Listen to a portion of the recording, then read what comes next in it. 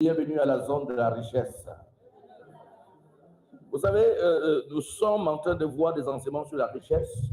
Et vous savez, ce n'est pas tout le monde qui aime la richesse. Amen. Il y a ceux qui ont peur de la richesse. Il y a ceux qui ne veulent même pas entendre parler. Il y a ceux qui, tous les fois où on parle, ça les bouge les oreilles. Alléluia. Voilà pourquoi des personnes ce soir, je suis une personne sélective. J'ai été élu par le ciel pour être prospère en cette saison. Vois-moi prospérer. Vois-moi m'enrichir. Parce que la main divine est avec moi. Je m'en sors. Au nom de Jésus. Est-ce que tu peux acclamer le Seigneur pour ta belle vie?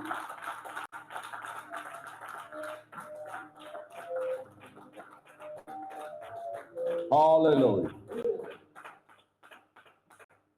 À l'école pastorale, vous devez savoir, il est important d'enseigner sur la prospérité afin que le peuple de Dieu prospère. Et ensuite, il est important d'enseigner au peuple de Dieu afin que le peuple de Dieu sache ce que Dieu attend d'eux pour qu'ils prospèrent. Ceci empêche Dieu, c'est-à-dire empêche les hommes d'accuser Dieu à cause de leur pauvreté ou de leur misère. Alléluia. Gloire à Jésus. Et j'ai la bonne nouvelle que tu dois savoir, c'est de savoir que Dieu veut que tu prospères.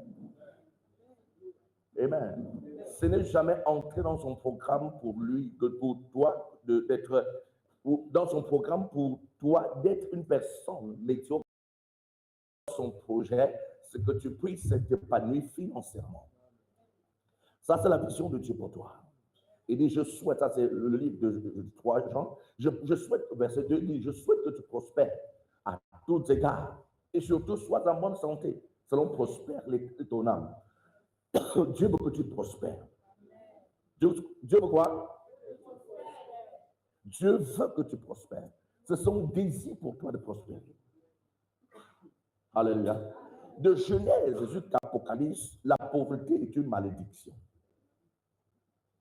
Le manque est quoi? Il y a un texte de Deutéronome 28 qui nous démontre clairement que le fait que nous manquons, c'est une pauvreté. En fait, le livre de Deutéronome 28 nous parle de malédictions et de bénédictions. Mais il te fait savoir si tu obéis à la voix de ton Dieu. Voici les bénédictions qui t'accompagnent et qui seront ton partage. Alléluia. Il dit qu'il va te donner la supériorité sur toutes les nations de la terre. Tu seras béni en ville, tu seras béni au champ. Alléluia. Tout ce que tu vas entreprendre va réussir. Gloire à Jésus. Mais si tu n'obéis pas, voici les malédictions qui t'accompagnent. Et tu dis, tu seras maudit en ville. Alléluia. Tu seras maudit dans le village. Peu importe où tu iras, tu seras maudit. Or, la malédiction, c'est quoi? Être maudit dans une ville, c'est quoi? Être dans cette même ville et manquer de quoi manger. C'est ça la malédiction. Donc, l'abondance du ciel est réservée pour ses fils. Alléluia. Tout être humain qui se bat, gloire à Jésus, cherche un héritage pour ses enfants. Hello. Il se bat pour chercher un héritage pour ses enfants. J'ai écouté une histoire qui m'a choqué. Alors, cette histoire se passe au Congo, gloire à Jésus. Les enfants d'un monsieur, gloire à Jésus, arrivaient à l'école et les parents se moquaient, et leurs amis se moquaient d'eux à cause de ce que leurs parents prenaient le train pour aller au travail. En fait, c'était une école d'élite, une école de grandes personnalités. Alors, on se moquait d'eux, Ce qui fait que les enfants à la maison ont développé un mépris vis-à-vis de leurs parents parce qu'ils se disaient que comment leurs parents n'ont pas pu se battre pour être comme leurs amis, les parents de leurs amis qui sont aisés, non seulement on les paye leur pension, mais aussi ils payent le transport. Ils ont des véhicules, à leur disposition. Et cet homme dit qu'il a grandi avec ce mépris vis-à-vis de ses parents jusqu'au jour où il est tombé sur le bulletin de paie de son père. Il est devenu humble. Il a compris combien de fois son père s'est sacrifié durement pour les envoyer d'abord dans cette école et ensuite pour se rassurer qu'ils mangent et ensuite avoir de quoi payer, ne serait-ce que le train pour aller au travail. Il dit qu'il est demeuré humble. Il y a une chose qui attire mon attention, et c'est que ces papas se battent pour l'épanouissement de ses enfants. On est OK? Tout parent se bat pour voir ses enfants s'épanouir. À moins que celui-là ait un écervelé qui véritablement n'a pas le cerveau, mais s'il a le cerveau, il se bat pour l'épanouissement de ses enfants. Et la Bible nous fait comprendre que notre Dieu est un Dieu bon. À moins que vous croyez que vous êtes plus bon que Dieu. Qui croit qu'il est plus bon que Dieu? Lève ta main. Nous allons faire ta délivrance. Parce qu'il n'y a aucune personne sur la terre qui soit aussi bon que Dieu l'est. En d'autres termes, si Dieu est bon et que nous, êtres humains, nous ne sommes pas bons, nous nous battons pour nos enfants, à combien forte raison votre Père céleste? Amen. Donc il faut que tu comprennes que dans le programme de Dieu, il n'y a aucun trait de pauvreté qu'il t'a réservé. Non, aucun père n'est fier de son fils parce qu'il n'arrive pas à manger. Avez-vous vu un papa qui acclame parce que son fils manque de quoi manger? Ça n'existe pas. Et si vous trouvez que c'est un papa sorcier, des parents sont heureux de se rendre compte que son fils arrive. Mais mon enfant arrive. Alléluia. Mon enfant arrive. Il dit à ses voisins, tel a dit qu'il arrive. Réhoboth a dit qu'il arrive aujourd'hui. Rassemblons-nous. Alléluia. C'est celui qui va venir surtout en cortège comme d'habitude. Alléluia. Donc imaginez qu'étant assis avec ses amis, alors le fils vient, gloire à Jésus, en baptême. Ou encore à pied. Vous pouvez imaginer la disgrâce du père, n'est-ce pas? L'humiliation, n'est-ce pas? Le père ne sera pas du tout content. Et si le père, alléluia, est hérité, et que si le père a un peu d'héritage quelque part, il ira sortir pour que son fils s'épanouisse. Bravo. Donc ce soir, j'aimerais que tu saches que Dieu veut que tu prospères. Dieu veut que tu prospères. Dis à ton voisin, Dieu veut que je prospère. Dans son programme, il veut que je m'épanouisse financièrement. Assois-toi sur la tête des ennemis avec un large sourire. Je veux comme ça poser une question à quelques 2 ou 3 personnes, gloire à Jésus. Depuis que tu écoutes cet enseignement, depuis le premier jour jusqu'à aujourd'hui, sur la richesse, quels sont les aspects qui t'ont particulièrement béni? Alléluia. Nous avons vu par exemple quoi être, où être, gloire à Jésus. Et depuis dimanche, nous sommes en train d'aborder ce que tu appelais affaires, gloire à Jésus. Alors, j'aimerais ce soir juste prendre 2 ou 3 personnes et qui pourront nous dire ce qu'il leur a béni depuis qu'ils écoutent cet enseignement sur la prospérité selon Dieu. Alléluia. Amen. Il se peut que ça a béni personne. Oui, maman, nous voulons t'écouter. Que Dieu te bénisse. Amen. Bonsoir. Où être, oui. Oui. En quoi ça t'a béni, nous voulons savoir. Ça m'a béni parce que on comprend que je ne suis pas ici au hasard. Je ne suis pas dans la vie de mon sang au hasard. Ah ouais, ouais. Si je n'avais pas écouté la voix de Dieu, je ne serais pas là où je suis présentement. Amen. Amen. Donc, pendant qu'on enseigne, je comprends et je vois la main de Dieu. Gloire à Dieu. Gloire à Dieu. L'endroit est très important. Une autre personne? Une autre personne? Oh, oui, oui. Amen. Amen. Beaucoup remercier parce que le où être également m'a beaucoup aidé. Oui. Mon où être, ce n'est pas forcément maintenant, mais c'est pas le passé. J'étais en famille, j'ai souvent parlé à sa maman. J'étais déjà tellement partie là-bas. Oui. J'ai fait dans le ciel. Un jour, j'étais assise dans le canapé au salon. Et une fois, il m'a dit, toi, ça c'est une vocation de venir là-bas. Je me suis dit, je vais passer 2 maisons. Une seule maison, le propriétaire m'a dit que c'est un problème sur le toit, parce que là, il disait, viens, je vais t'en montrer tout. Ouais. Il m'a montré les enfants, il m'a montré la maison actuelle où je vis. Ici, elle fait 3 ans, je suis tellement fière de moi. Alléluia. Je suis fière de cette mère célibataire, je vais la réaliser seule. Amen. Cette maison est une bénédiction. Alléluia. Et je continue davantage qu'elle est une bénédiction dans le sens où depuis que je suis fortement combattue dans cette maison. Elle enseigne tout le monde, il faut quitter nos récits à personne. Alléluia. Cette maison a apporté beaucoup de prospérité. Amen. Et ce n'est que le début. Alléluia. Donc, le coup est m'a vraiment honoré cette voix de l'Esprit Saint qui m'a dit d'être toi, il va s'exprimer. Alléluia. Ça, c'est intéressant. Il y a l'éducation, il y a. Alléluia. Acclame le Seigneur pour ce témoignage, c'est merveilleux. Alléluia. Nous voulons prendre un troisième témoignage pour l'enseignement. Oui, gloire à Jésus. J'espère que les anciens ne sont pas constipés. Hein? Vous savez, il existe quand on fait la ligne spirituelle, la constipation.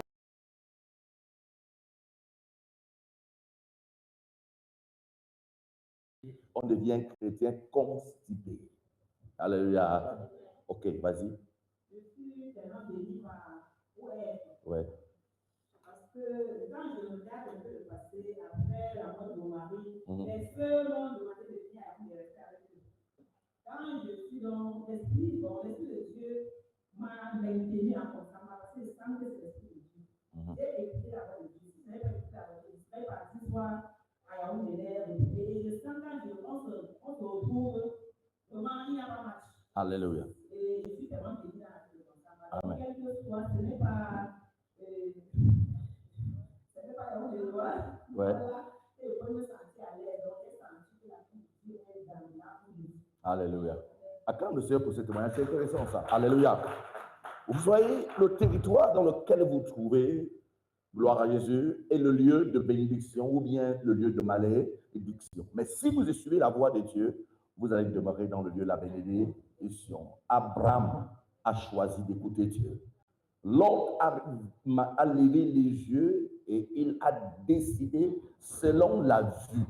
Exactement comme le témoignage dont la sœur le donne. Lorsqu'elle levait ses yeux, regardez Yaoundé. Yaoundé, Nkonsamba, il n'y a pas match. Alléluia. Il n'y a pas match. Gloire à Jésus. Et pour l'autre Yaoundé, Nkonsamba et Douala, il n'y a pas match. Mais cependant, Dieu a dit, c'est ici. Ne vous levez pas pour rendre dans une ville juste parce que vous êtes frappé sur le coup de l'émotion ou encore parce qu'on vous a fait savoir que les choses marchent là-bas. Alléluia. Vous risquez de rentrer dans un cercueil. Mais nous rendons grâce à Dieu pour des personnes qui écoutent Dieu et qui obéissent à Dieu. Que Dieu te bénisse ce matin, ce soir au nom de Jésus. Alors nous allons continuer avec le quoi être. Je l'ai introduit dimanche. Le quoi faire, pardon. Je l'ai introduit dimanche avec le livre des Proverbes, chapitre 3, le verset 9 à 10, qui dit « Honore l'Éternel avec tes biens et avec les prémices de tout ton revenu. Alléluia. Alors tes greniers seront remplis d'abondance et tes cuves regorgeront du mou. » Alléluia. L'abondance est donc liée à la manière dont nous honorons Dieu avec nos biens. Alléluia. Gloire à Jésus. Honore l'Éternel avec tes biens. Nous sommes dans quoi faire? Honore l'Éternel avec tes biens. Et nous avons aussi vu de manière intéressante, gloire à Jésus, dans le livre de Luc chapitre 12, du verset 16 au verset 21. Le verset 21 disait quelque chose d'intéressant, gloire à Jésus, et que cet homme qui était riche, d'abord la Bible précise qu'il était riche, mais il avait reçu encore une récolte excessivement abondante. Il va décider d'élargir ses greniers afin de pouvoir emmagasiner davantage. Et il va dire une parole intéressante. Il va se dire en lui-même, mon âme, repose-toi car tu as beaucoup de biens. Mange et repose-toi car tu as beaucoup de biens. Et Jésus dit, il était riche pour lui-même et non pour Dieu. Alléluia. Être riche pour soi nous amène à vivre ce que nous appelons quoi? La richesse temporaire, la richesse irréelle et la richesse non transmissible. Cependant, être riche selon Dieu est une richesse qui est une richesse transmissible. Cet homme va mourir. La Bible déclare que Dieu va dire, cette même nuit, je redemanderai ton âme et je verrai à qui. Alléluia. À partir de ce bien, mets-moi le texte, s'il te plaît. Je verrai à qui à partir de ce texte. Alors, l'héritage même que tu as laissé, les biens que tu as laissés ne te seront ni serviables à ceux à qui tu les seras. Gloire à Jésus. Quelqu'un avec moi ce soir? Gloire à Jésus. Ces biens ne pouvaient pas le servir. J'ai dit Luc 12, le verset 16 à 21. Même moi le verset 21. C'est ça qui m'intéresse. Le verset 21. 12, le verset 21. Je vais dire Luc 18. J'ai dit 12, le verset 21. Gloire à Jésus. Donc l'héritage qu'il a laissé ne devait pas non plus le servir, ni servir à sa postérité. Amen. Parce que son âme va être redemandée. Et pourquoi son âme est redemandée? Parce qu'il n'est pas riche avec Dieu.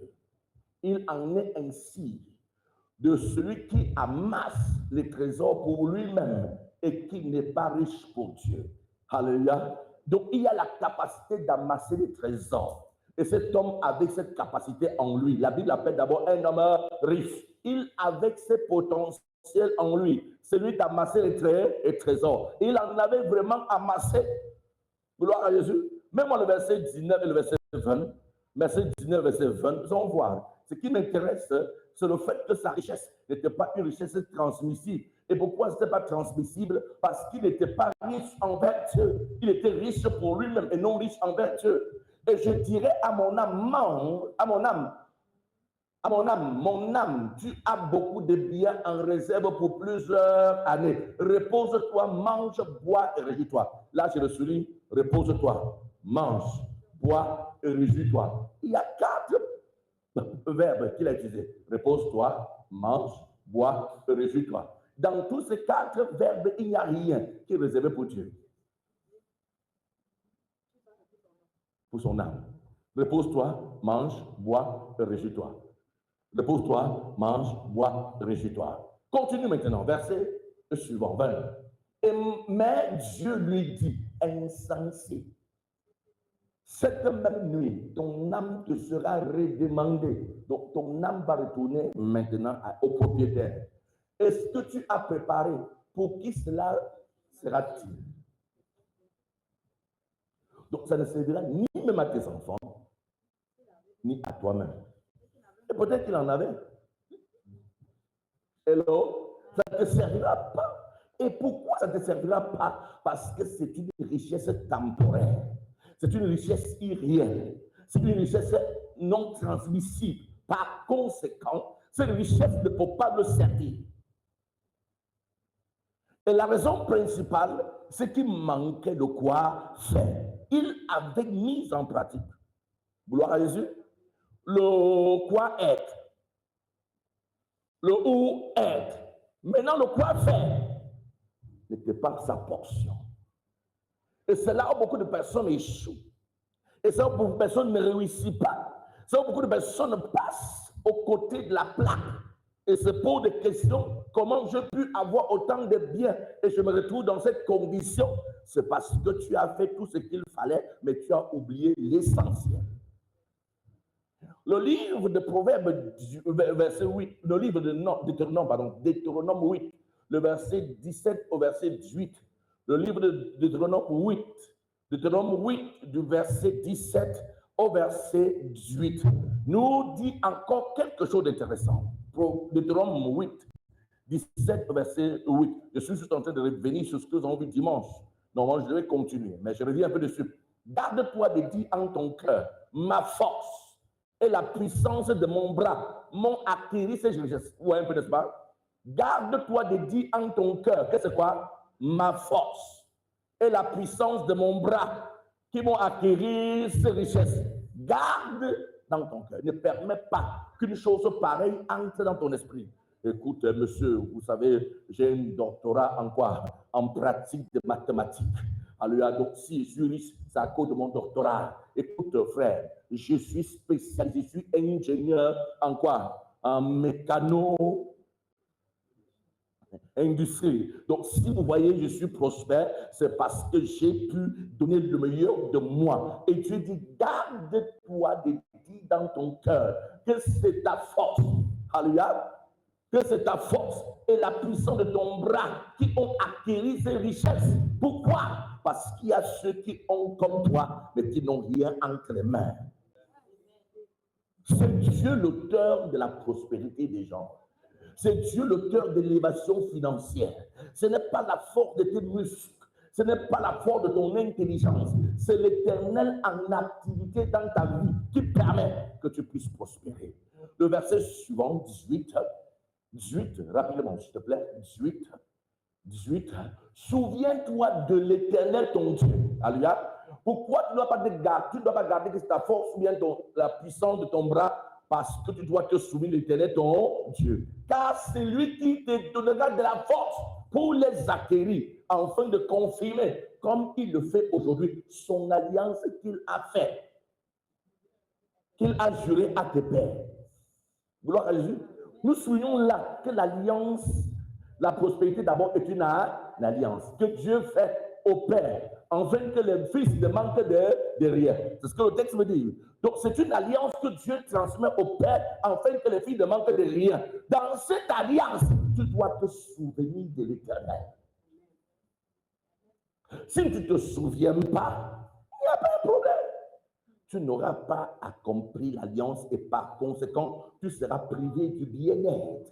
Tu seras privé de la graisse de la terre, comme le voyez dimanche. Tu seras privé de l'essentiel de la richesse. Alléluia. Souviens-toi d'Éternel ton Dieu, car c'est lui qui donnera la force pour les acquérir afin de confirmer. Donc, la richesse est une confirmation. La richesse quoi?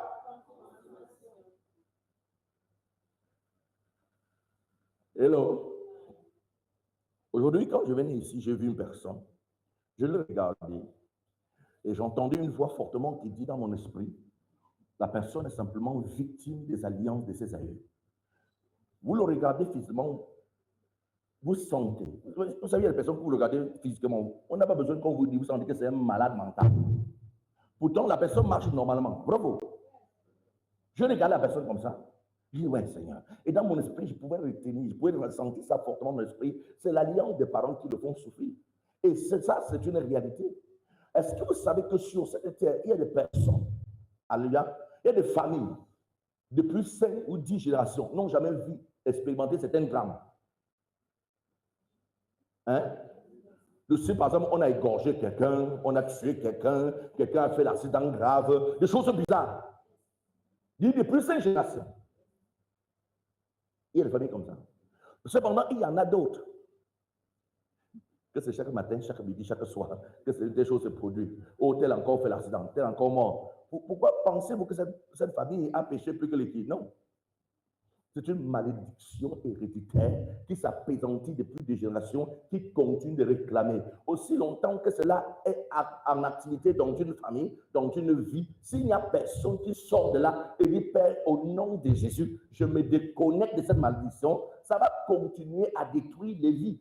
Généralement, quand tu sors là-bas, tu dis que tu te déconnectes, ça peut continuer dans la famille, mais ça ne vient pas vers toi.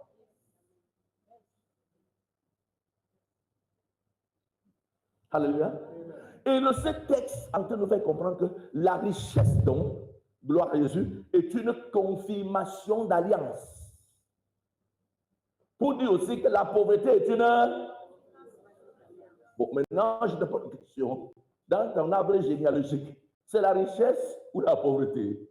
En tout cas, là, la mienne, c'était la pauvreté, mais j'ai juré que ma part, alléluia, ça c'est la richesse. C'est une décision. C'est une décision. Nous l'avons vu l'autre jour que la richesse est une décision. Vous choisissez de l'être ou de ne pas l'être. Amen. Vous choisissez, c'est un choix. Et vous devez faire ce choix. Je décidais que mon cas sera différent. Hello. Et c'est la raison pour laquelle j'ai la pauvreté et je m'applique à l'alliance de la prospérité. Je ne blague pas avec. Parce que je sais où je viens. Et je ne mérite pas qu'aucun de mes descendants puisse subir une telle chose. Je suis né pour prospérer et m'aligner. Je m'en fous de ce que mon père a vécu, de ce que ma mère a vécu. Mon cas est tout simplement différent. Dieu confirme l'alliance. La richesse est une alliance. Mais dans la richesse, dans la confirmation de l'alliance, Dieu dit, souviens-toi que c'est l'Éternel qui donne l'affaire là. Souviens-toi que c'est l'Éternel qui donne l'affaire là. Est-ce que quand il dit souviens-toi, ça veut dire que tu dois penser? Non. Tu dois l'honorer avec tes biens. Tu dois l'honorer avec tes biens. Tu dois l'honorer avec tes avoirs. Tu dois l'honorer avec ce que tu es supposé posséder. Alléluia. Vous savez, de tels enseignements permettent qu'un chrétien vive sa vie chrétienne et que les serviteurs de Dieu ne tombent pas dans le piège de la manipulation. La raison principale pour laquelle aujourd'hui vous sentez les serviteurs de Dieu font de toutes sortes de choses bizarres, Parce qu'ils veulent avoir l'argent, c'est pourquoi? C'est l'absence d'enseignement. On n'a pas enseigné le peuple de Dieu, c'est que le peuple de Dieu est supposé faire. Et par conséquent, ils ne font pas. Et comme ils ne font pas, parfois le leader lui-même qui est supposé enseigner ne connaît pas. Et comme il ne connaît pas, alléluia, il utilise les méthodes qui sont mises à sa disposition et l'église devient la boutique. Ou bien le supermarché. Alléluia. Si quelqu'un peut toucher ma paire de chaussures aujourd'hui, 1 million viendra vers lui. Voilà ce qui se passe. Je portais mon pantalon, quand je portais mon pantalon, j'ai senti Dieu me dire que quiconque touche mon pantalon, alléluia, comme pour la femme à la perte de sang, sa pauvreté est brisée aujourd'hui. Amen, oh, amen. Et on court. Pourquoi? L'absence de connaissance. Est-ce que j'en veux à ce serviteur de Dieu? Non. Mon peuple périt faute de connaissance. Tu dois connaître ce que Dieu dit par rapport à la prospérité. Tu ne peux pas changer le il est écrit. Même Jésus n'a pas changé le il est écrit. Sur la croix de Golgotha, Jésus a crié, oh Dieu, si c'est ta volonté, éloigne de moi cette coupe. Le Père s'est assis sur son trône et dit, le il est écrit, c'est le il est écrit. Son cœur saignait de voir son fils souffrir. Mais le il est écrit et le il est écrit. Tu vas passer par là, frère. Malgré mon affection pour toi, malgré mon amour pour toi, c'est le il est écrit. Et Jésus a dit donc, quand je vois le Père agir, je comprends que même un iota ne peut pas quitter sous les Écritures. La parole de Dieu, c'est la parole de Dieu. Et rien ne peut quitter d'ici. Alléluia. Donc, enseigner une richesse hors la parole de Dieu, ce n'est pas enseigner la parole de Dieu. C'est pas enseigner la richesse. C'est tromper, c'est la dupe. Gloire à Jésus. Et je l'ai dit dimanche qu'il y a 7 choses à faire. Et les 7 choses à faire, ce sont les 7 données de la prospérité. Gloire à Jésus. Gloire à Jésus. Je vais commencer par le premier, pas citer tous les 7, mais je vais commencer par le premier, parce que Dieu seul sait s'il pourrait finir les 7. Alléluia. En une seule semaine, ce n'est pas possible. Gloire à Jésus. Amen. Parce qu'il faut non pas simplement dire, mais démontrer bibliquement ce que les Écritures disent par rapport à ça, afin qu'en t'engageant, tu puisses être capable de dire aux gens que ce que Dieu a dit. Ce n'est pas la parole du pasteur. Le pasteur ne peut pas défendre les Écritures. C'est Dieu qui défend les Écritures. Aussi longtemps que le il est écrit et enseigné, Dieu défend le il est écrit. Mais si c'est une parole pastorale, une parole ministérielle, cette parole ne peut pas être défendue par le pasteur ni par le ministère. C'est une parole de Dieu lui-même. Alléluia. Gloire à Jésus. La toute première chose qui pour moi est l'incontournable en matière de la richesse, qui est la porte principale. Les autres portes sont à l'intérieur. Vous avez pour entrer dans une chambre, vous devez d'abord passer par la porte principale. Celle-ci est considérée comme la porte principale. À l'intérieur, il y a d'autres chambres dans lesquelles vous pouvez entrer, mais celle-ci est la porte principale. Ça s'appelle la dîme. Hello? C'est la porte principale. Ceci, qui que tu sois, où que tu te trouves, alléluia, tu ne peux pas blaguer avec ceci. C'est un principe fondamental à la prospérité. Je me souviens, c'était en 2012 ou 2013, et que j'ai écouté un enseignement qui me faisait savoir que les États-Unis d'Amérique payent leur dîme. Je n'ai pas vérifié, mais il s'avérait être vrai. Et c'est la raison pour laquelle, de temps à autre, ils nous envoient des cartons, des conteneurs, des Bibles en Afrique, parce qu'ils payent leur dîme. C'est ce qui a été dit. Je n'ai pas vérifié, mais j'ai l'impression que c'est vrai. Gloire à Jésus. Gloire à Jésus. Maintenant, la dîme, gloire à Jésus, est le tout premier donné qui est la porte, la richesse du royaume. C'est le pilier principal. C'est la colonne vertébrale de la prospérité du royaume. C'est la colonne vertébrale de la prospérité du royaume. Les autres choses, ça grippe dessus. Alléluia. C'est la colonne vertébrale. C'est la porte principale. Gloire à Jésus. De la richesse du royaume. Dit que la dîme est le 1/10 de tout ton revenu, de tous nos revenus. La dîme est le 1/10 de tout ton revenu. Pas de ton salaire, mais de tout.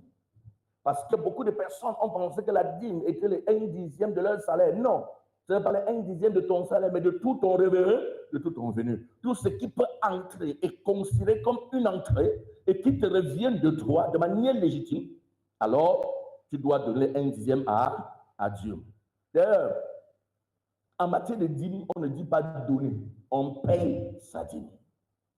Alléluia. On fait comment? Parce que ce n'est pas une donnée. Parce que quoi? Ce n'est pas une donnée. Je vais rapidement, avant d'entrer dans ce point, le livre de Malachie, chapitre 3, le verset 10. Malachie 3, le verset 10. Apportez à la maison du trésor toutes les dîmes. Quoi? Et là, je souligne toutes les dîmes. Donc, le Seigneur reconnaît que tu as beaucoup de dîmes. Pourquoi beaucoup de dîmes? Parce que tu es supposé avoir plusieurs sources de revenus. Amen. Plusieurs sources de revenus. Et ça peut être la patate que tu sors du champ avec que tu as vendu. Ça peut être une salutation pentecôtiste. Et alors, ça peut être une assistance particulière. Hello, ça peut être un salaire. Ça peut être une marchandise que tu as vendue et que tu as gagnée. Hello, je peux acheter quelque chose à 10 000, je ne peux pas vendre à 9 000 et je paye la dîme. Non. On est OK? Quand je vends la marchandise à 10 500, je paye la dîme de 500 parce que j'ai gagné 500. Pourquoi le revenu? C'est qui te revient? Parce que la marchandise que j'achète à 10 000, c'est la marchandise. Et quand je vends la marchandise, ce qui me revient est ce qui est au-dessus. Et non la marchandise elle-même. On comprend, n'est-ce pas? Donc, la dîme de toutes mes revenus, la dîme, le 1/10. Il dit apporter dans la maison du trésor. J'aime ça. Regardez comment tu appelles l'église. La maison de quoi?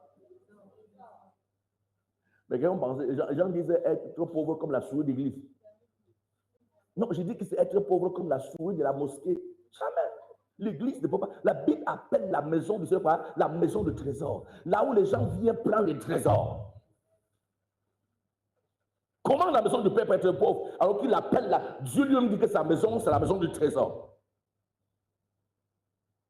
Apportez dans la maison du Père toutes les dîmes. La maison du trésor, toutes les dîmes. Alléluia. Donc Dieu nous interpelle donc à apporter toutes les dîmes. C'est Dieu et qui le dit lui-même.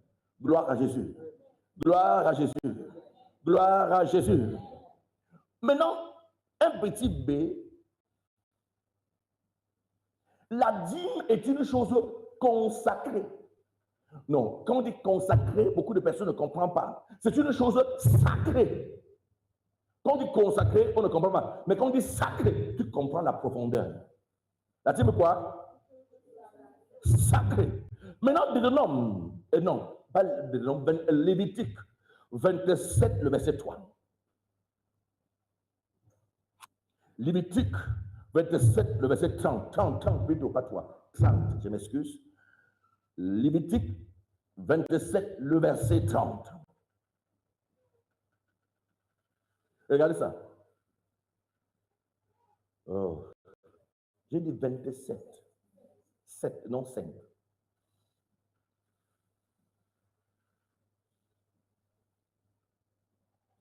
Quelqu'un avec moi ce soir? Lévitique 27, à partir de 30. Toute dîme de la terre, est-ce que tu es sur la terre? Toute dîme, soit des récoltes de la terre, soit du fruit des arbres, appartient à l'Éternel. C'est une chose quoi? C'est une chose quoi? Que tu es payé ou que tu n'es pas payé, et que c'est dans ta poche, c'est une chose consacrée. Dieu t'informe simplement que aussi longtemps que tu as gagné, que tu es payé ou pas payé, c'est une chose consacrée. Toute dîme de la terre, gloire à Jésus, soit des récoltes de la terre, soit du fruit des arbres, appartient à l'Éternel. Ça appartient à qui? Ça appartient à qui? Non, prononce bien, ça appartient à qui? Ça appartient à l'Éternel. Et c'est une chose quoi? Sacrée. La compréhension de ceci te permet de trembler devant ce qu'on appelle la dîme, puisque c'est une chose sacrée. C'est une chose consacrée. C'est une chose qui appartient à l'Éternel. Donc, de la même manière que la chaise sur laquelle tu es assise est une chose de Dieu, alors la dîme dans ta poche appartient à qui? Appartient à qui? La dîme dans ta poche appartient à qui? La dîme dans ta boutique appartient à qui? La dîme dans tes affaires appartient à qui? La dîme dans le donné appartient à qui? La dîme dans le momo qu'on t'a fait appartient à qui? Alléluia. Gloire à Jésus. Maintenant, on va encore lire notre texte. Deutéronome 26, le verset 13.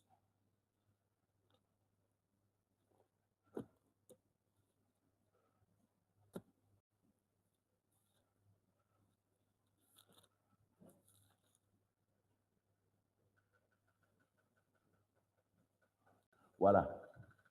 Regardez. Et tu diras devant l'Éternel ton Dieu, j'ai ôté de ma maison ce qui est comment?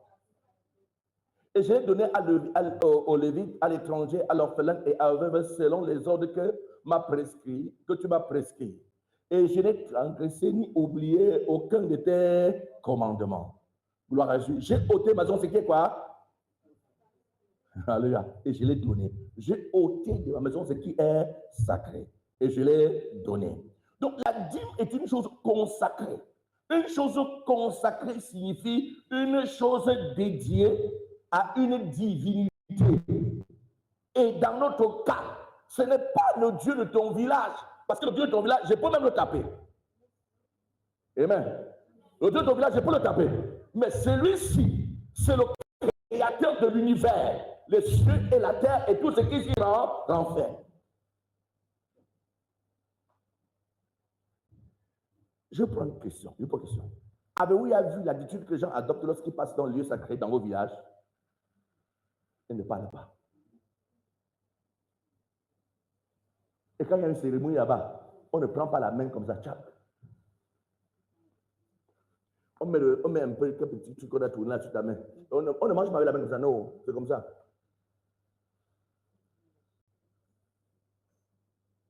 Pourquoi? Parce que cette nourriture est une nourriture comment? Hello? Quelqu'un avec moi ce soir? Une nourriture comment? Sacrée ou consacrée? À ce petit Dieu de ton village. Qui ne fait même pas peur aux fourmis. Parce que les fourmis viennent manger, non ça? Et les rats, qui ne fait même pas peur aux fourmis, ni aux rats. Bon, maintenant, souviens-toi donc l'Éternel, souverain élevé dans les cieux, qui te dit que la dîme de toute la terre lui appartient. Que ce soit ce qui est dans les champs ou bien dans ta maison, ça lui appartient. Je prends un exemple d'une chose sacrée et les conséquences de cette chose sacrée. Josué chapitre 7, verset 1 et du verset 20 au verset 26. Josué chapitre 7 du verset 1 et le verset 20 au verset 26. Très rapidement, s'il vous plaît. Josué 7, verset 1 et le verset 20 au verset 26. Rapidement. Je le dis parce qu'on pourrait lire tout le chapitre, mais on ne peut pas à cause de les enfants d'Israël commis une infidélité aux choses dévouées par interdit. Une autre version dit, tu as une version là-bas, une autre version dit aux choses consacrées. L'autre appelle aux choses dédiées. L'autre appelle une chose dédicacée. Mais les enfants d'Israël commis une infidélité au sujet des choses dévouées par interdit. Akan, fils de Kami, fils de Zadi, fils de Réchaf, de la tribu de Juda, prit des choses dévouées et la colère de l'Éternel s'enflamma contre les enfants d'Israël. Il a pris quelque chose qui est dévoué, quelque chose qui est consacré, quelque chose qui est sacré. Et à cause de ce qu'il a pris, qu'est-ce qui s'est passé? Qu'est-ce qui s'est passé? C'est enflammé. Regardez, la colère de Dieu, c'est pas. On dit que les enfants d'Israël commis une infidélité au sujet des choses dévouées par interdit. On présume la personne. Akan, fils de Kami, fils de Zadi, fils de Zérach, de la tribu de Juda, prit des choses dévouées et la colère de Dieu s'enflamma contre les enfants d'Israël. Pas dedans quoi, Seigneur? Hein?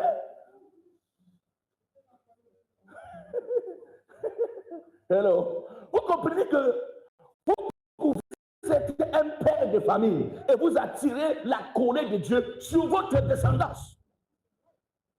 Vous pouvez être un père de famille et vous attirez les problèmes dans votre maison. Et les gens souffrent. Les enfants ne réussissent pas à l'école. Les choses ne marchent pas dans la vie des enfants. Qu'est-ce qui se passe? Papa a hérité Dieu. Qu'est-ce qu'il a fait? Il a pris une chose consacrée. Quelle chose? Il a pris la Dieu.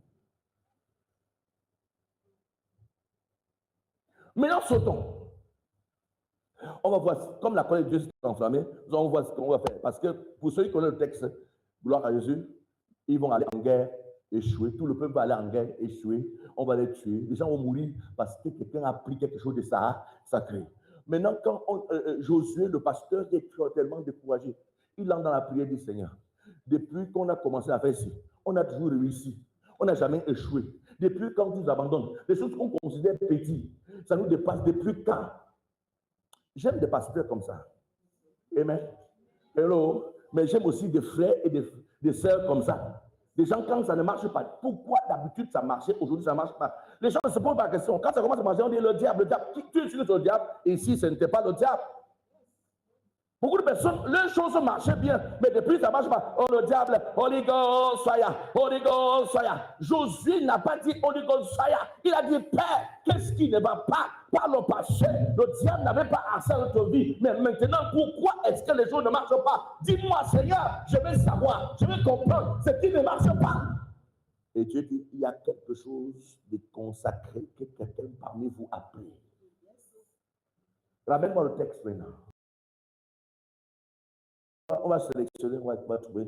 En fait, je ne m'attends pas. On va sélectionner. Akan ne dira rien d'abord. Hein. Alléluia. On va sélectionner d'abord un. Gloire à Jésus. Chaque tribu. La tribu de Akan va être choisie. On va choisir le chef de tribu. La famille, le grand arrière-grand-père de Akan va choisir. On va choisir maintenant le père d'Akan. Akan lui-même, on va rassembler les enfants de père d'Akan. On va le sélectionner à Akan au milieu. Regarde comment un malheureux, un malchanceux garçon fait souffrir tout le monde.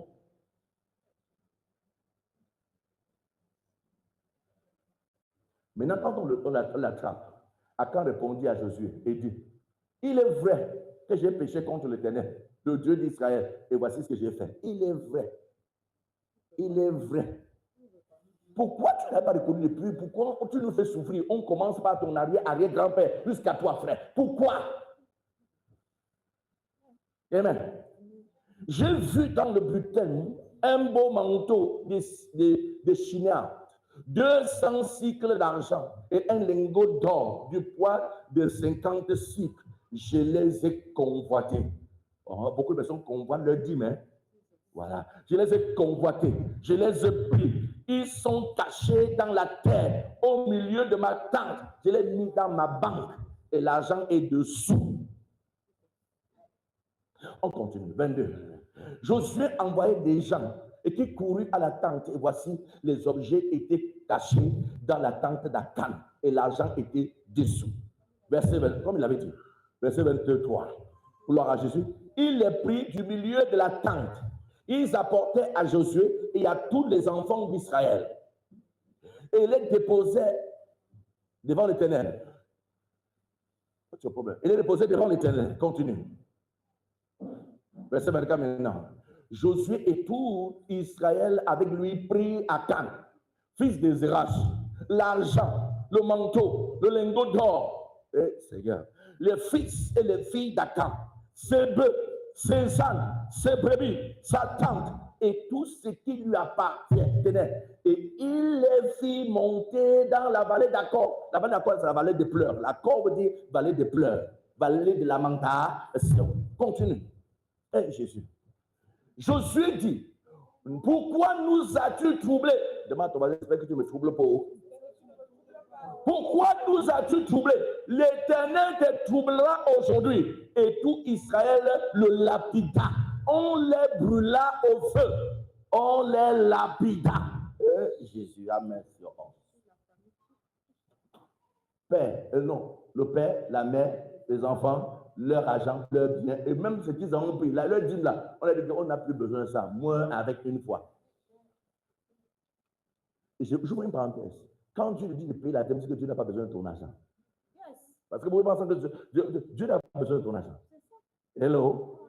Mes leaders le savent, et tous ceux qui m'entourent le savent, Qui que tu sois, peu importe ce que tu donnes, je vais te réprimander bien. Parce que ce n'est pas ton argent qui bâtit la transformation ici. Jamais. C'est l'Éternel. Et Dieu l'a prouvé. D'ailleurs, nous sommes combien? Regardez les merveilles qu'on fait. On est combien? C'est pour te faire savoir que quand Dieu fait son travail, il le fait. L'un des grands challenges que nous avons dans la vie inconsciente, les gens demandent, ils font des choses, ils sont combien?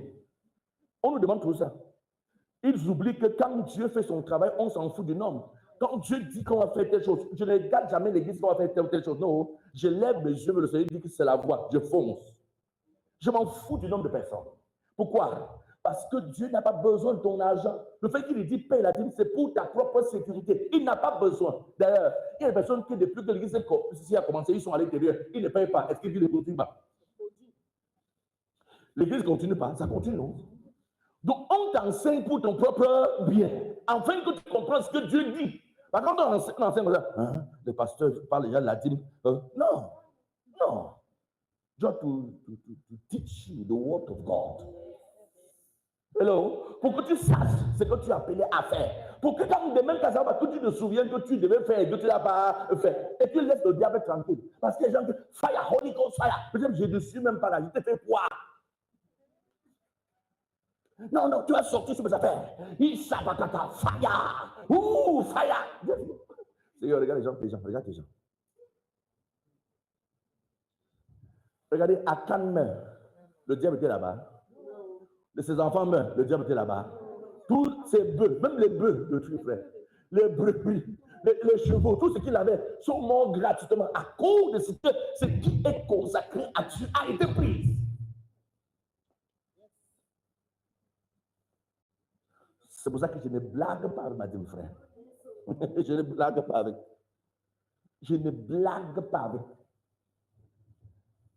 Hello? Je ne blague pas avec. Moi et mon épouse, on venait de se marier, on sortait du mariage, alléluia, et on arrivait en Konsamba, amen. On a lancé l'église, et vous savez, comme jeune couple normal, il y a beaucoup de choses à faire, n'est-ce pas? On a oublié la dîme, on ne payait pas 1 mois, 2 mois, 3 mois, 4 mois. Je pense que ça pourrait monter même presque 10 mois. Pourquoi? On n'avait même pas encore commencé l'église. Donc, on se disait, bon, quand on n'a pas commencé l'église, bon, on va payer où? Moi, je suis quand même pasteur, on ne peut pas aller payer ma dîme quelque part, alléluia. Mais on s'est rendu compte que le riz et l'haricot pouvaient nous tuer. Les patates à la maison pouvaient nous tuer. Ma femme partait acheter des patates. Un jour, elle est partie m'acheter la banane. Si le banane, il y a une banane qui ressemble au plantain, coucou doigt là. Elle va acheter ça pensant que c'est le plantain. Elle a dit, ma femme, c'est pas le plantain, t'es trompé. Je vous dis, c'est vraiment ce qu'on a vécu. Un jour, en station, on dit non. Il y a quelque chose qui ne va pas. Que Dieu nous a appelé. Il y a quelque chose qui ne va pas. Et je dis, on n'a pas payé la dîme depuis. On s'est assis, on a calculé depuis le premier jour jusqu'au dernier jour et on a payé. Le fait que je n'ai pas payé, quelqu'un m'a dit, bon, ok, on commence à partir d'aujourd'hui. Non, il y a eu tif. Le diable s'appuiera toujours dessus pour te tourmenter. On s'est assis, on a dit, Saint-Esprit, aide-nous. On a calculé et on a payé. Et l'église où Dagobert était dans ma petite, pour ceux qui étaient dans ma maison, gloire à Dieu, la petite cuisine, là, c'est là où on se rassemblait. À l'époque, entre la cuisine et la nouvelle chambre qui a été créée, c'était ça notre salle d'église. C'est là-bas que ça a été payé. Are you remember the story? Hello, gloire à Jésus. Ça. Donc, on avait mangé les patates. Un bateau marché, à l'époque, le marché c'était sur devant l'hôpital Foyer Faoton là. Amen. Là-bas, on achète le seau de patates. Il dit, la patate aujourd'hui était bien. On achetait le seau à 600, 700. Il dit, ouais, alléluia. On va manger la patate comme si on était devenu le chien. Et même le chien refile la patate. On a mangé la patate, le riz, haricot. Je me souviens le jour qu'elle s'est tenue au marché pour acheter, il n'y avait pas le munga. Pas parce qu'il n'y avait pas l'argent, mais le diable prenait du plaisir à nous traumatiser parce que ce qui était sacré était dans notre maison. Hello. Et pour votre gouvernement, aujourd'hui, je mange, pas seulement aujourd'hui, depuis lors, je mange ce que je veux. Amen. Gloire à Jésus. Mon épouse connaît. Même hier encore, j'ai mangé ce que je veux. Gloire à Jésus. Quand il rentre là, je soulève ma tête, regarde à la maison, c'est bizarre, il y a des choses bizarres à la maison. Il dit, Seigneur, souviens-toi de moi. Et ça toque, ma barrière toque. Il y a encore ça à toquer. Et je dosé. Amen. Gloire à Jésus. Gloire à Jésus. Roy pouvait me tuer avec le regard, mais j'ai dosé quand même. Et il a seulement goûté. Est-ce qu'il a il a goûté, c'est pas. Hello. Je vous dis sincèrement, ce sont les secrets de la vie, frère. Ce sont les secrets de la vie. Il ne faut pas te mettre dans des conditions où l'ennemi va passer toute sa vie à te traumatiser pour des bêtises. Pour 10 000 francs, 1000 francs dans c'est quoi? Pour que tu meurs. Pour 100 000 francs, 10 000 à l'intérieur, c'est quoi? Pour que tu meurs. Alléluia. Est-ce que vous avez moi? Est-ce que vous aimez ce que j'ai dit là? Maintenant, un autre petit, ça c'est petit C, alléluia. C'est l'impôt que nous payons à l'Éternel. La dîme, c'est quoi? Commerçant, blague avec ton impôt, ta boutique sera scellée. Et il y a des vices, il y a des affaires qui ont été scellées spirituellement. Je ne vends pas, je ne vends pas, parce que tu as refusé de payer l'impôt du royaume. Et ta vie a été scellée.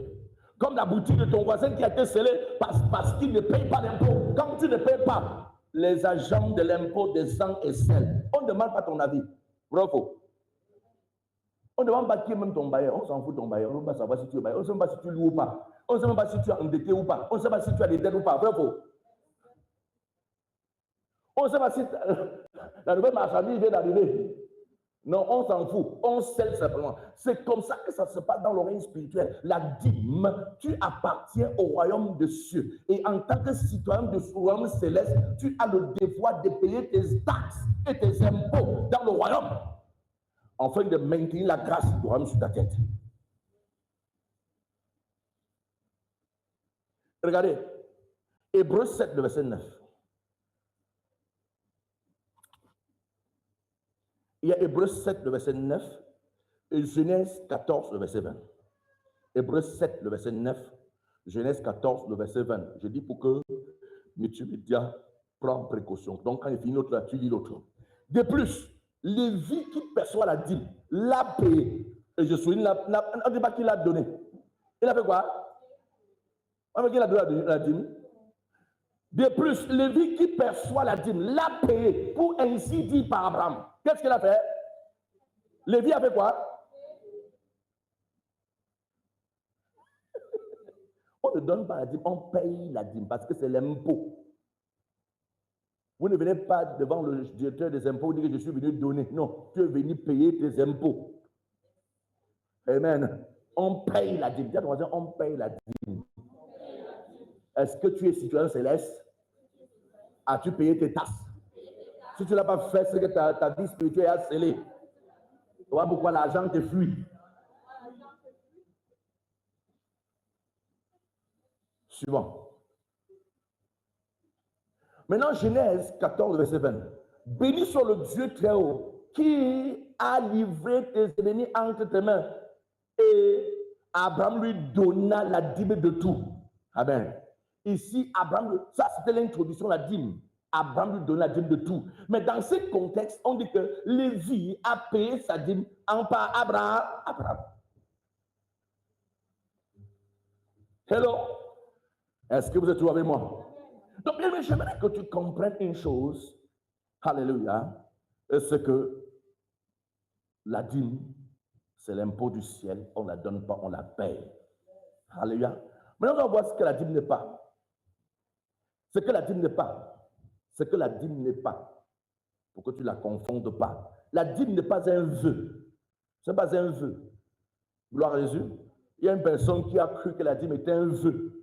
Et après avoir fait le vœu, gloire à Jésus, il a été tellement tourmenté jusqu'à ce qu'avant de rentrer là-bas, payer la dîme, sa vie a été tellement traumatisée. Il s'appelle Jacob. Genèse 28, le verset 20 à 22. Lui, il croyait que la dîme était un vœu. Il ne comprenait pas que la dîme était l'impôt. Genèse 28, le verset 20 au verset 22.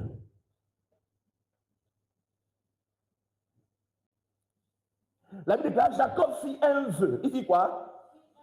il fit un vœu en disant, si Dieu est avec moi et me garde pendant ce voyage que je fais, s'il me donne du pain à manger et des habits pour me vêtir. Continue. Et s'il retourne en paix, à la maison de mon Père, alors l'Éternel sera mon Dieu. Continue maintenant. Cette pierre que j'ai dressée pour monument sera la maison de Dieu et je donnerai la dîme de tout ce que tu me donneras. Et Dieu a dit, petit, oh, tu vas voir, toi, si Faya. Qui t'a dit que l'affaire de dîme là est une affaire de vœu? Ce n'est pas un vœu, c'est une obligation. Donc la dîme n'est pas un vœu. Et c'est la raison pour laquelle le gars s'est en train de passer 21 ans de sa vie dans la souffrance, parce qu'il pensait que la dîme était un vœu.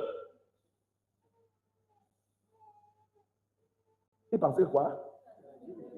21 ans de souffrance, 21 ans de misère, 7 ans d'abord pour Rachel, 7 autres temps pour Léa, et 7 encore autres temps pour avoir de quoi manger. Misère totale. Il partait en pensant qu'il était professeur de la NAC. Mais il a rencontré un professeur agrégé de la NAC qui s'appelle Laban. Et Laban lui dit, petit, aussi longtemps que tu n'es pas correct avec Dieu, en matière de dîme, je vais t'enseigner la NAC. Je vais te montrer comment on peut jongler quelqu'un. D'ailleurs, le gars part, il dote sa femme, la nuit on l'apporte une autre. Et le gars dort avec la femme sans problème. Ce matin, il se rend compte. Il dit, tu disais que tu es rusé, non? Je te montre le grand fait de la ruse. Il dit, tu vas te puis quoi? Hein? La vie, c'est ça. Le plus sage gagne toujours. Maintenant que tu as goûté, il faut une deuxième. Reste avec frère. On ne goûte pas, on renvoie. Non, quand on a goûté, on perd. Ici, c'est comme ça. Reste avec. On est OK? Alléluia. Quelqu'un avec moi, bien-aimé. Gloire à Jésus. Donc, Jacob pensait que c'était quoi? Un feu. Mais ce n'était pas le cas. Et c'est pour ça que la vie de Jacob a été tellement pénible. Genèse 47, le verset 9. Genèse 47, le verset 9. Sa vie donc a été tellement pénible parce qu'il confondait les principes, la dîme. Contrairement, par exemple, à son père Abraham et à son père Isaac, la vie de Jacob était pénible. Genèse 47, le verset 9. Rapidement, s'il te plaît, rapidement. Jacob répondit à Pharaon, les jours des années de mon pèlerinage sont de 130 ans. Les jours des années de ma vie ont été peu nombreux et mauvais. Je suis mauvais. Pourquoi ça a été mauvais, Jacob? Je ne payais pas partie. Et ils n'ont point atteint les jours des années de vie de mes pères durant leur pèlerinage. Isaac avait été inscrit à l'école de la dîme auprès de son père Abraham. Il avait compris les principes. Jacob est parti à la maison de son père avec précipitation, sans avoir été éduqué par rapport au principe de la prospérité. Quand il arrive, donc, il pense que la dîme qu'il voyait payer son père était certainement un vœu que son père avait fait à Dieu. Il dit, comme je l'ai vu, moi aussi, je vais faire ce vœu à Dieu. Or, ce n'était pas un vœu, c'était un principe de vie.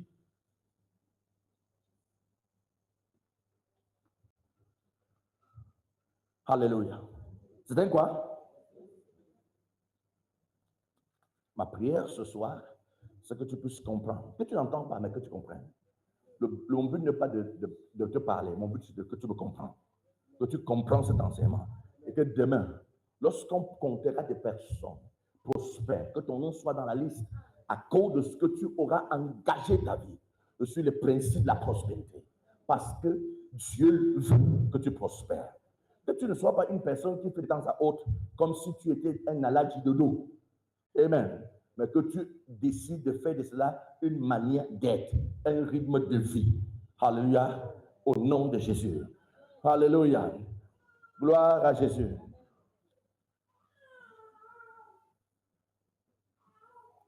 Vous savez, avant qu'il ne rentre là-bas, retourner pour payer la dîme, Dieu lui a parlé, il dit, je suis le Dieu de Bethléem à qui tu as oint. Frère, retourne là-bas. Tu souffres comme ça parce que tu n'as pas payé la dîme. Retourne là-bas. je suis le Dieu de Bethel. Dieu lui a parlé dans un rêve quand il était trop coincé. D'ailleurs, souvenez-vous que quand Laban lui fait savoir en matière de richesse, quand il a fini de payer la dot de ses 2 filles, 14 ans, et qu'il décide de travailler pour lui, maintenant qu'il commence à parler du salaire, amen, il commence à parler du salaire, et qu'il utilise encore les ruses qu'il a l'habitude d'utiliser, parce que Jacob dit qu'il a détourné mon salaire près de 7 fois. Donc, il avait utilisé plusieurs méthodes pour détourner. Pendant qu'il utilisait même ruse, Dieu n'avait rien dit, jusqu'à ce que Dieu lui apparaît comme le Dieu de Bethel. Et ça, c'est Genèse. Genèse 31, du verset 9 au verset 13. Je suis le Dieu de Bethel où tu as un monument et où tu m'as fait un vœu. Maintenant, lève-toi, sors de ce pays et retourne au pays de ta naissance. Sors de là. Tu as trop souffert. Sors de là. Tu as trop souffert. Sors de là. Je suis le Dieu de Bethel. Oui, Dieu lui apparaît pendant, je suis le Dieu d'Abraham, le Dieu d'Isaac, le Dieu de ton père, mais le Dieu de Bethel. Là où tu as bâti un. Sors de là. Je suis venu pour t'enlever là. Tu as trop souffert. Je suis venu pour t'enlever. Gloire à Jésus. Et tu rentres maintenant payer ta dîme.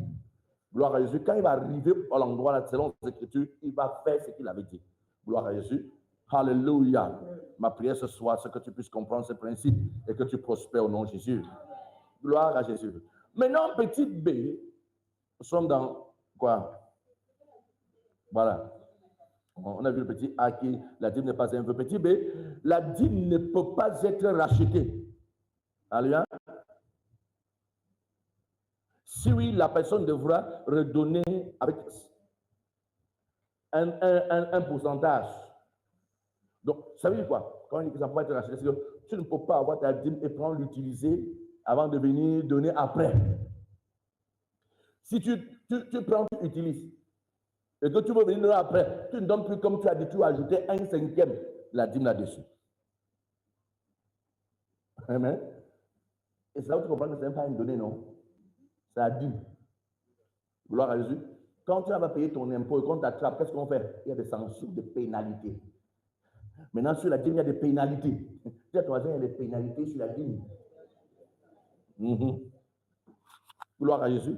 Lévitique 27, verset 31. Lévitique 27, verset 31. J'espère que cet enseignement bénit quelqu'un. Hein? Ouais. Lévitique 27, verset 31. Lévitique 27, verset 31. Regardez. Si quelqu'un veut racheter quelque chose de sa dîme, il y ajoutera 1/5. Comme ça. Si quelqu'un veut racheter quelque chose de sa dîme, il y ajoutera 1/5. 1/5, c'est combien? Où sont les mathématiciens de notre église là? C'est que, hein? Bon, non, pas loin. Parlons simple pour que comprenne. J'ai mes 10 000. Je vais payer ma dîme combien? Maintenant, je n'ai pas payé.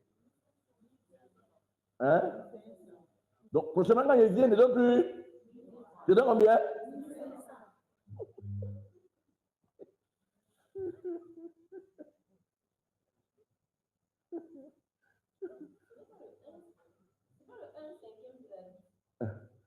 Puis il ajoutera 1/5. On n'a pas dit préciser la dîme. Parce que la dîme, c'est 1/10 de ton revenu. Maintenant, si tu rachètes la dîme, quand tu viendras, tu y ajouteras les 1/5.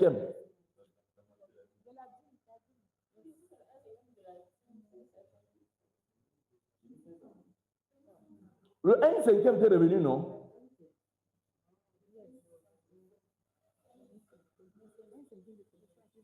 C'est ton revenu.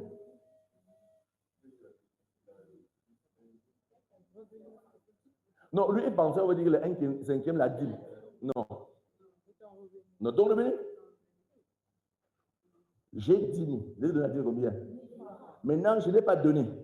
Je dois venir maintenant, comme ma dîme était 10 000 francs, c'était 1 000 francs, je dois dire, bon, mon revenu était combien? 10 000. Maintenant, j'ajoute les 1/5. Cette fois-ci, plus la dîme, les 1/5. Donc, je prends encore 500, je mets au-dessus pour donner à Dieu. Parce que je suis arrivé au marché, j'ai vu un veston nyangalisé. Et j'ai dit, la dîme, si je peux l'acheter avec. Avant de donner après.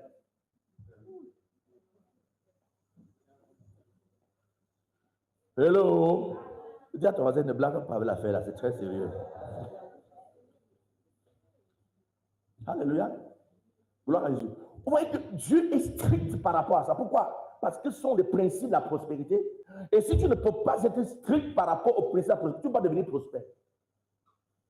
La prospérité, ce n'est pas pour les gens bravas, hein. Donc, pour les personnes strictes. Hein? Amen. La prospérité est une affaire qui appartient aux personnes éduquées. Il y a l'éducation financière. Et dans l'éducation financière, il y a la discipline financière. Et Dieu te fait savoir que si tu veux être prospère, tu dois être discipliné. Donc, si tu prends ici, ça doit entrer là où ça devait entrer. Et si tu utilises ailleurs, il faut savoir qu'il y a intérêt.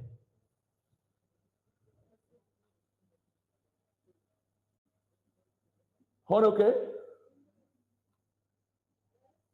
Maman, tu as compris? OK, on va continuer. Maintenant, on va voir les bienfaits de la dîme. Après que nous avons touché les bienfaits. Qu'est-ce qui est lié donc à la dîme? Qu'est-ce que la dîme apporte? Quels sont ses bienfaits? Premier bienfait de la dîme, gloire à Jésus, la dîme ouvre les écus des cieux pour arroser le dimeur de la bénédiction. Alléluia. J'appelle celui qui paie la dîme le dimeur. Donc, ça ouvre les écus des cieux pour arroser le dimeur de la bénédiction. Malachie, chapitre 3, verset 10. Et surtout, n'oublions pas que c'est la bénédiction de l'Éternel qui enrichit. Hello? C'est quoi? C'est la bénédiction de l'Éternel qui enrichit. Donc, tu ne dois pas oublier cet aspect. Maintenant, Malachie, chapitre 3, verset 10.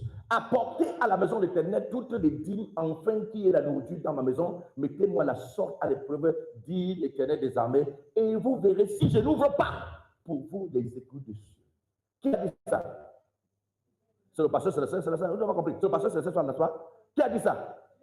Dieu dit lui-même que si je n'ouvre pas pour vous les écus des cieux et que je répands la bénédiction sur vous en abondance, vous verrez. Donc, ce n'est pas que vous allez entendre, vous allez voir. Et n'oubliez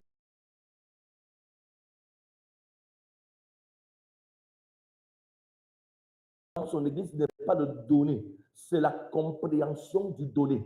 On ne doit pas simplement donner, on doit comprendre les raisons pour lesquelles on donne. Parce que quand tu comprends pourquoi tu donnes, quand il y a opposition, quand il y a résistance, tu peux rappeler à Dieu. Vous vous souvenez, on a prié une prière ici lors de nos 40 jours. Oh Dieu, que ma dîme s'élève et parle à ma faveur. Oh Dieu, que ma dîme s'élève et parle à ma faveur. Mais comment pourras-tu prier un tel sujet si tu n'as pas la dîme? Et qui parlera en ta faveur si tu n'as pas été réglo avec? Alléluia. Apportez à la maison de tous les trésors et vous verrez sur nous pas les cieux sur vous et que je répands la bénédiction. Dieu dit que la bénédiction, pour qu'elle tombe, il faut d'abord au préalable que la dîme soit payée et payée. C'est la bénédiction éternelle qui enrichit et qui l'a fait sur lequel chacun. Nous avons le cité sans la prière, mais d'où vient cette bénédiction? Elle est liée à la dîme. Pour que Dieu ouvre les écus des cieux et répande cette bénédiction, nous devons au préalable payer notre dîme pour que les écus des cieux s'ouvrent sur notre tête et que nous soyons divinement arrosés. Gloire à Jésus. Oui, Dieu lui-même se met en garde. Remets le texte, mais pourquoi tu vas traduire? Dieu lui-même se met en gage. Ouais, Dieu lui-même se met en gage. Qu'est-ce qu'il dit? Il dit apportez la maison du trésor afin que la nourriture, mettez-moi de la sorte à l'épreuve. Dieu dit teste-moi. Just test me assis. Ça, c'est une parole puissante. Le pasteur vous dit teste-moi. Et tu le testes, il n'y a rien. Parce qu'il est limité. Mais Dieu dit teste-moi. You see me. Et pour votre gouvernement, je viens de dire tout à l'heure que notre commission, gloire à Jésus, n'a pas les yeux sur les cœurs. C'est aussi parce que notre commission ne blague pas avec sa dîme. Cette commission paye sa dîme. Elle paye toutes ses dîmes. D'ailleurs, même si le ciel tombe sur terre, la dîme de l'église ne bouge pas. Même si quelqu'un est couché, il est malade en train de mourir, il va sauf que mourir. La dîme de cette église ne va pas quelque part. Depuis son existence jusqu'à aujourd'hui, ça se paye chaque mois. Et ça qu'on peut faire les merveilles. Quand on dit à quelqu'un, on a conçu à barrer. Ah bah, on a dû venir, frère. Le frère dit Amen. On dit à quelqu'un, on a conçu à Bafoussa, on a conçu à Manjo, on a conçu partout. Alléluia. Gloire à Jésus. Mais comment c'est possible? C'est la fidélité à ces principes. Si ça marche pour l'église, ça marchera pour ta vie.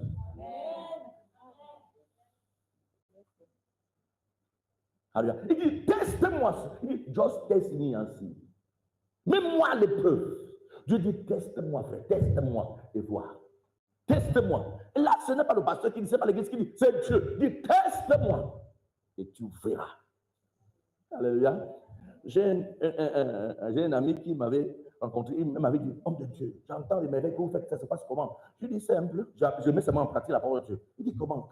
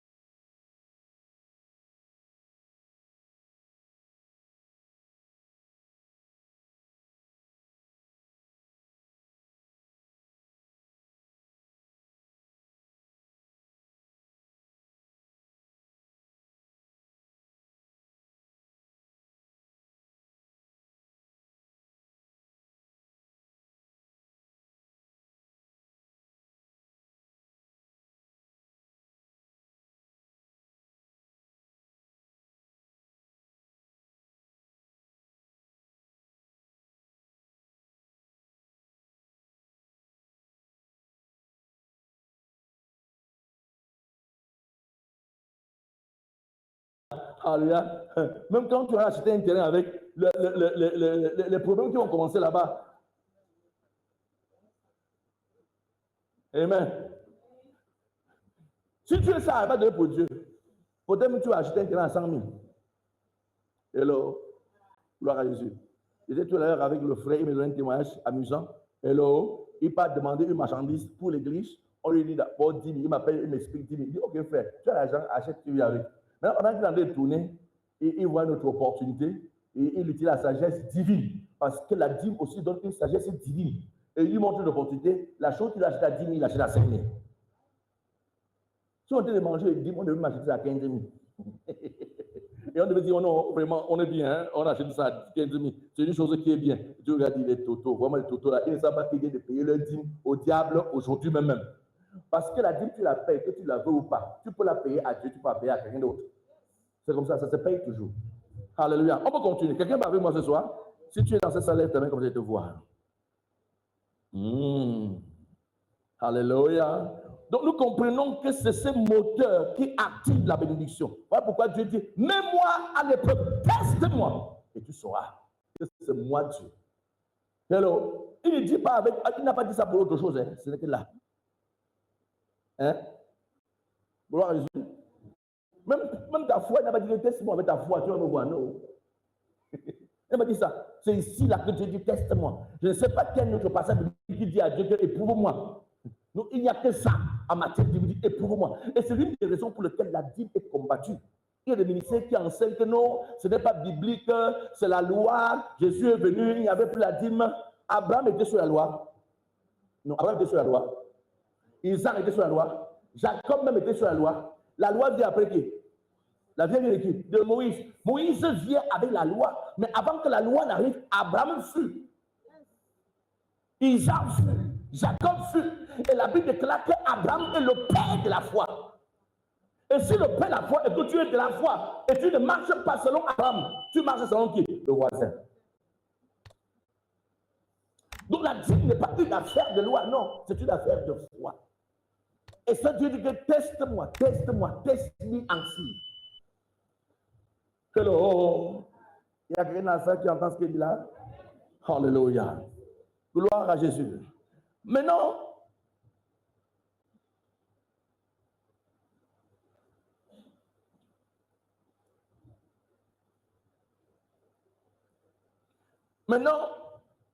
deuxième point. La dîme chasse l'aspérité dans l'œuvre de nos mains. Elle fait quoi? Dans l'œuvre de nos mains. Donc, ça ne peut pas tolérer un payeur de dîmes, ne peut pas vendre et on n'achète pas. Un payeur de dîmes ne peut pas s'aimer et ça ne produit pas. Ça chasse la stérité de quoi? De l'œuvre de nos mains. Malachie, nous sommes dans Malachie chapitre 3, le verset 11. La partie B nous intéresse. Nous sommes dans le même texte. La partie B nous intéresse.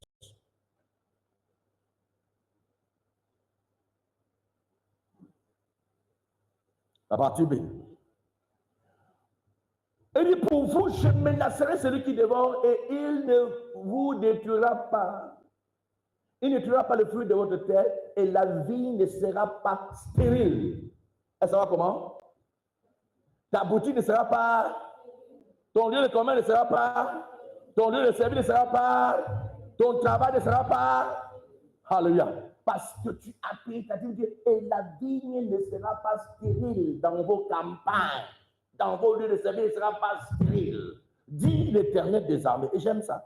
Ouais, Dieu ne dit pas, il dit l'Éternel, il dit l'Éternel des armées. Celui qui a la capacité de défendre sa propre parole. Il a une armée pour défendre sa parole. Dit l'Éternel des armées. Pour défendre sa parole, il a une armée pour la défendre.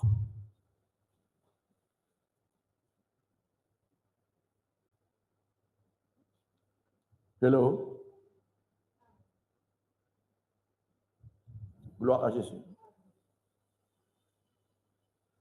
Donc, la récolte de celui qui paye sa dîme est abondante. C'est une réalité.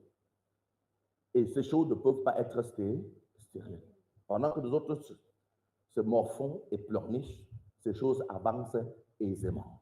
Alléluia. Et c'est la raison pour laquelle le psaume 27, le verset 2 dit, en vain vous levez, gloire à Dieu, vous levez tôt le matin et vous couchez tard, et vous mangez votre pain dans la douleur. Cependant, il donne à ses bien-aimés pendant leur sommeil. Ces bien-aimés, ce n'est pas tout le monde, frère. Ce sont de bien-aimés fidèles aux Écritures. Il donne pour eux pendant qu'ils sont endormis. Donc, avant de se lever le matin, il porte déjà une onction particulière qui permettra qu'aujourd'hui, ce qu'il entreprend marche. C'est la raison pour laquelle, quand Joseph, qui était fils de Jacob, le payeur de dîmes, quand il arrive dans la maison de Potiphar, quand il touche, ça se multiplie parce qu'il portait une vertu spirituelle sur lui et qui est une vertu venant de le fait que son père était un payeur de dîmes, lui aussi certainement. Tu ne joueras pas au nom de Jésus. Tu ne joueras pas au nom précieux de Jésus. Alléluia. Troisième point, la dîme éloigne celui qui la paye du dévoreur. Alléluia. Éloigne celui qui la paye du dévoreur. Qu'est-ce qu'un dévoreur?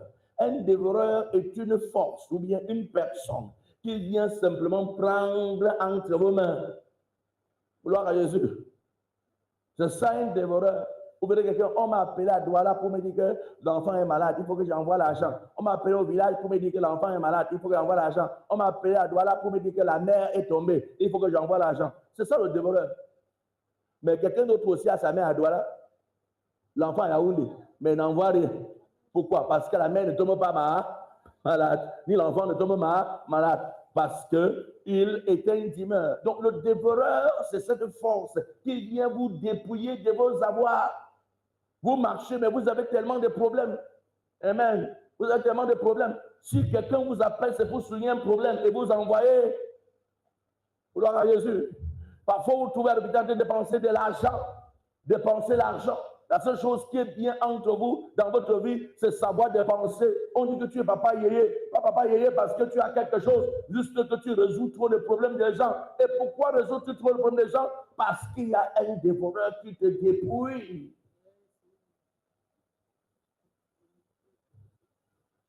Amen. Si nous sommes enfants d'un même père, gloire à Jésus, je suis payé de dîmes. Elle ne paye pas et elle ne paye pas. Vous savez ce qui se passera? S'il y a un problème, on va l'appeler. Ils vont l'appeler, ils vont m'oublier. Le problème sera résolu. Je vous dis sincèrement, c'est comme ça se passe. Le problème sera résolu. Et on va nous appeler. Tu es au courant que l'autre. Oh, on t'avait oublié de dire. Oh, vraiment. C'est Dieu qui l'a fait exprès. Ton argent n'est pas résoudre les problèmes inutiles. oublier.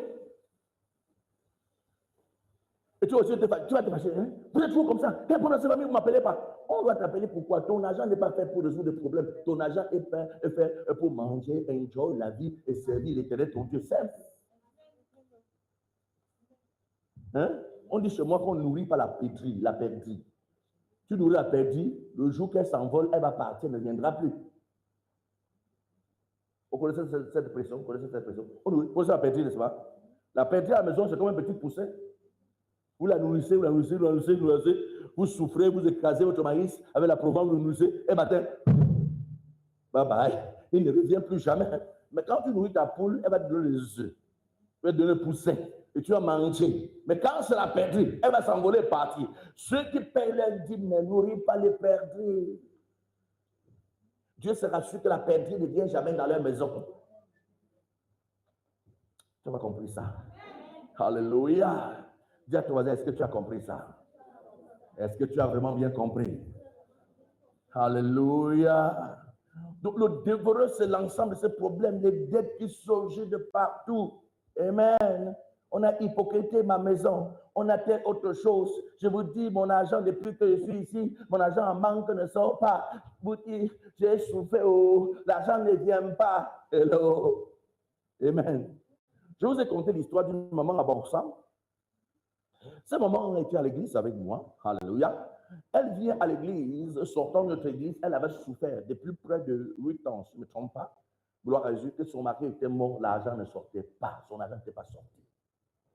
Alléluia. Son argent n'était pas comment? Je ne sais pas, je n'aime pas vivre les choses comme ça, mais ça donne le cauchemar. Quand tu veux que ton mari est mort, l'argent qui était supposé t'entretenir, ça ne sort pas. Ça n'était pas sorti.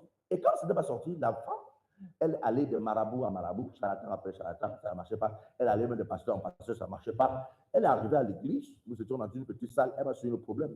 Il n'y a pas de problème, sœur, j'achète ton problème jusqu'à ce que le ciel s'ouvre. Et on a chakata, bakata, bakata, bakata. Alléluia. Gloire à Jésus. Un jour, elle est sortie, elle était au marché. Elle avait le parpaing là, n'est-ce pas? Le tchoron qu'au parpaing. Voilà. Ça a sonné au marché, elle n'entend pas. Elle arrive à la maison, elle se rend compte que ça a sonné depuis. Elle prend aussi, elle appelle. Allô? J'ai reçu votre appel. Elle dit, ah, vous, c'est qui? Elle donne le nom. Et, madame, depuis qu'on vous appelle, depuis 3 mois qu'on vous appelle, vous voulez chercher votre... C'est quoi, mais vous? Toi, ici. Il dit, papa, excusez-moi. Je peux venir maintenant. Il dit, non, c'est bien, attends, je viens plus de demain. Le matin, il est parti là-bas. On lui a défaqué les farflures. Les farflures. Elle y a le tchéké, le mbam, le blé, le gombo. Amen. Elle était comment? Ah, gloire à Jésus. Elle est rentrée. Ce qui est particulier, c'est que c'est sa fille qui me dit que, pasteur, là où tu es là, la veille est tombée, la mère a reçu la veille, elle dit, oh, gloire à Dieu. Et pour ta gouverne, frère, on avait 3 mois de loyer de l'église non payé. Moi aussi, j'étais sûr qu'aujourd'hui, là, la sœur va payer la dîme. Alléluia. Et le loyer de l'église sera payé. Rien. Mais le jour-là, je pense que j'ai dit, parce que je me souviens seulement qu'il transpirait beaucoup sur la terre. Je sautais, j'ai prêché. Je sautais et prêché. Alléluia. Maintenant, sur le temps des offrandes, la mère est sortie devant avec une enveloppe spéciale. Oh, et quand tu regardes, tu sais qu'aujourd'hui, là, le loyer, là, ça sera payé. Et il faut voir la danse de ça. Alléluia. Elle est venue déposer. Maintenant, la personne qui s'occupait des offrandes, il dit, sœur, s'il te plaît, va directement régler l'affaire avec le loyer. Il dit, comment ça, pasteur? Avec quoi? Il dit, mais il y a... Non. Et comment ça? Vous êtes la mère a fait. La mère a pris certaines billets. Je ne sais pas si ça sortait sur l'argent dans les billets de 500. Hein? Froissé. Hein? Donc, quand c'était bombé, il était combien? 5 000. Hey! C'est son argent, non? C'est ton argent. Alléluia. La sœur me dit, parce que ça ne tient pas grand-chose. Tous les entrées, c'est 6 000. Comment ça? Et la personne qui s'occupe des offrandes, c'était sa fille. Il dit, la maman n'a pas payé. Il dit, même elle qui avait payé. Il dit, ben, tu comptes, je sais, mais comment? Bon, ok. J'ai commencé encore à prier toute la nuit. Seigneur, le loyer, l'église, ça catabale. L'église, ça catabale. Oh, le pasteur qui paye le loyer, c'est mauvais. Hein? C'est très mauvais. L'église qui paye le loyer, c'est mauvais. Amen. C'est ça qui m'a donné le cauchemar. Il dit, Seigneur, plus jamais ça. Maintenant, je reviens maintenant. Permettez. C'est son argent, non? Elle a droit à son argent, non? Je lui ai jamais me demandé que tu as fait comment. Non. C'est à moi qui ai payé. C'est à Dieu, non? Bon, peut-être que Dieu ne veut pas qu'elle paye. Ou bien elle a décidé de ne pas payer et Dieu a sorti de notre porte. Et justement, Dieu a ouvert notre porte, on a payé le loyer. Ce qui était terrible, voilà ce qui se passe. Son enfant était chauffeur dans une agence de Bafoussam, il avait une Coaster. Le gars quitte de Bafoussam pour se rendre à Yaoundé. Il voyage bien. Quand il arrive à l'entrée de la ville, par mystère, on ne peut pas décret. Il fait l'accident. Son pied,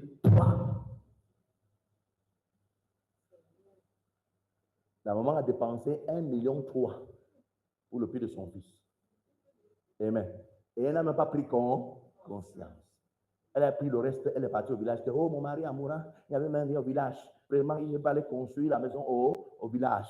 Elle est partie au village, elle a construit un truc, 3 chambres, un salon. Qu'est-ce qui s'est passé? Un vent terrible est venu porter la charpente et la maison est tombée.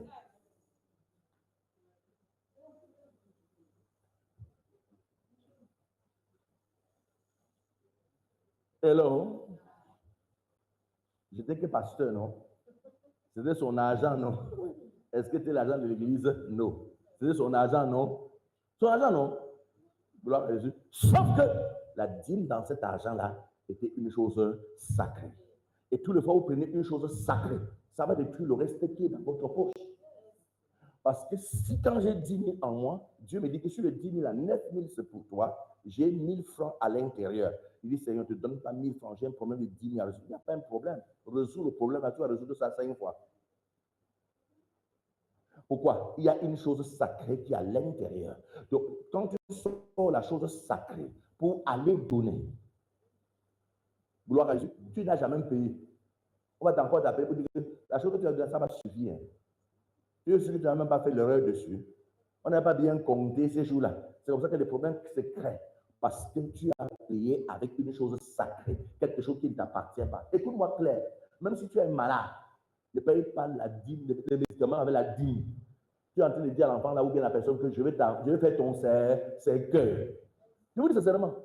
Parce que je dis non, vraiment frère, je pense que j'ai mon enfant qui est malade, je vais venir payer la dîme, je dois d'abord l'amener à l'hôpital et le traiter. Tu es sûr qu'il a été guéri? Qui guérit en fait? C'est ton docteur là? Non, alors, est-ce que c'est ton docteur? Ce sont des produits là? C'est Dieu, frère.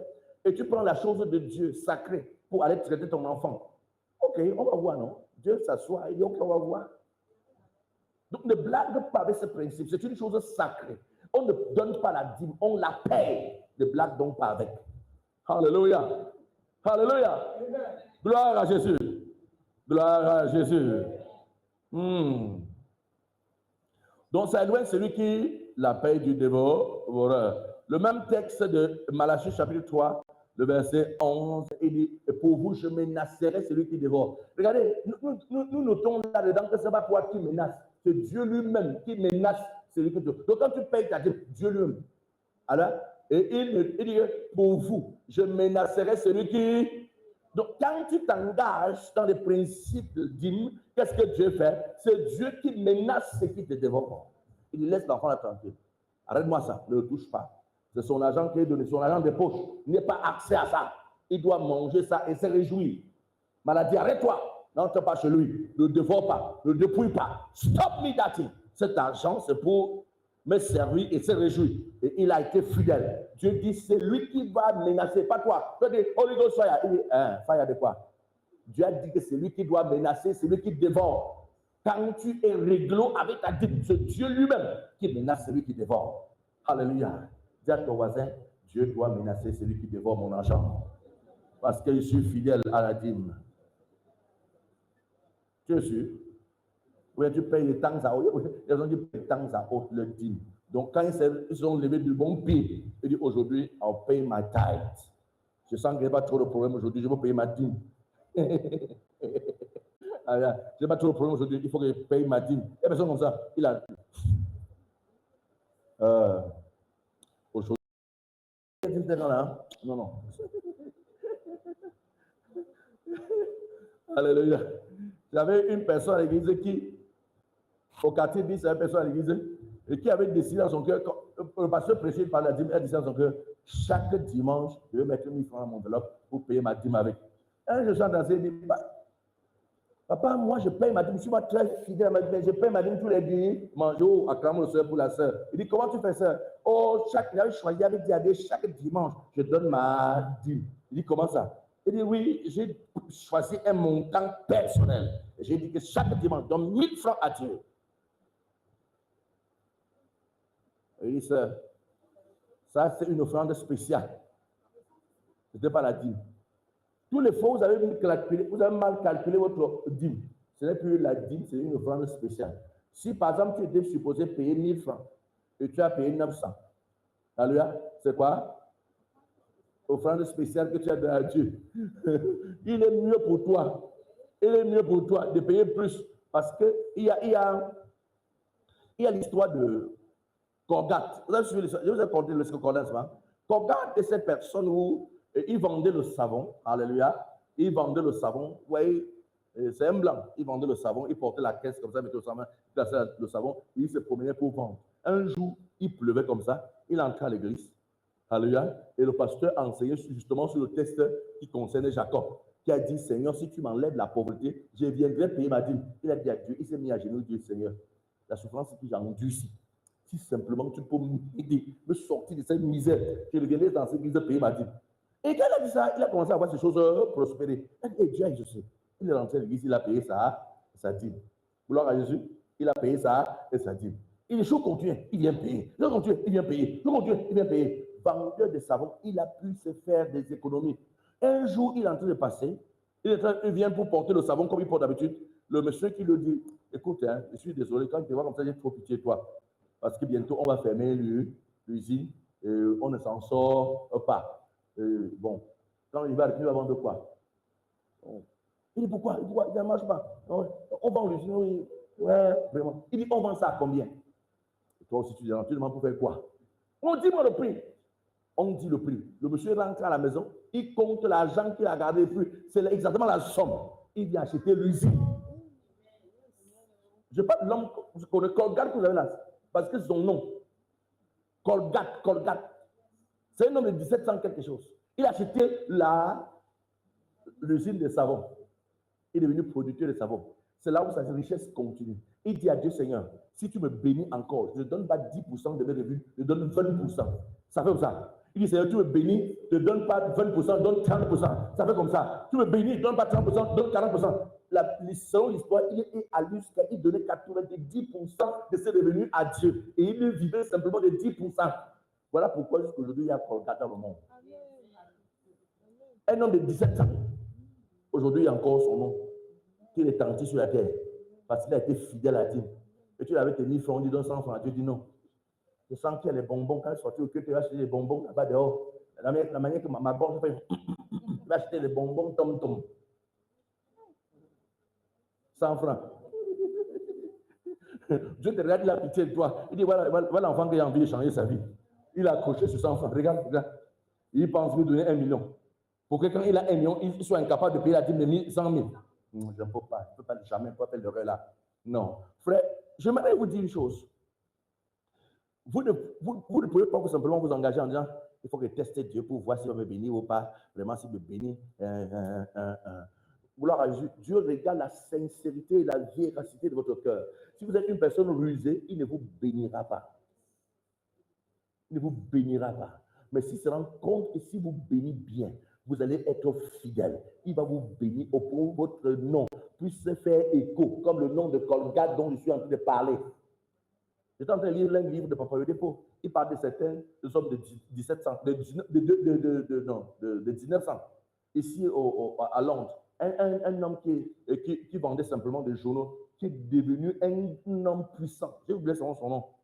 En matière des infrastructures. Un architecte hors pair. Et il fait partie des gens qui ont construit des puissants immeubles à Londres à cause de sa fidélité par rapport au type.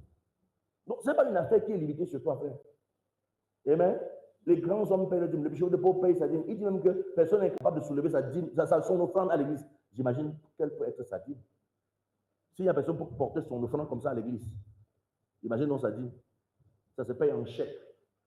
Et tu comptes encore le jeton pour mettre dans l'enveloppe. Au lieu d'être fidèle avec les jetons, tu dis, Seigneur, je vois qu'aujourd'hui, les jetons là, ça pèse lourd. Hein? Dieu dit, ma fille, je vais te délivrer la pauvreté. Non, Seigneur, la pauvreté, si je l'aime beaucoup. Et in the name of Jesus, soit délivré de ça. Alléluia.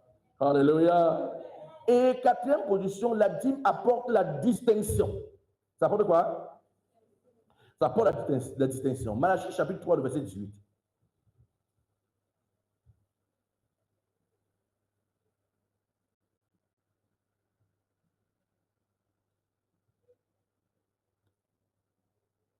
Alléluia. Et vous verrez de nouveau la différence. Quoi? La différence entre le juste et le méchant, entre celui qui sert Dieu et qui ne le sert pas. N'oubliez pas que nous sommes toujours dans le même texte de Malachie 3. Hein?